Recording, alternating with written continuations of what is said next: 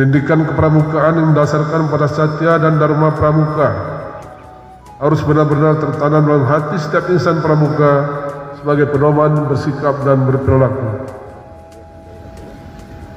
Kakak-kakak dan adik-adik yang saya banggakan, gerakan kepanduan sebagai cikal bakal gerakan pramuka telah ada di bumi pertiwi ini sejak tahun 1912 dengan nama kelompok baik berdasarkan nama etnik maupun keagamaan.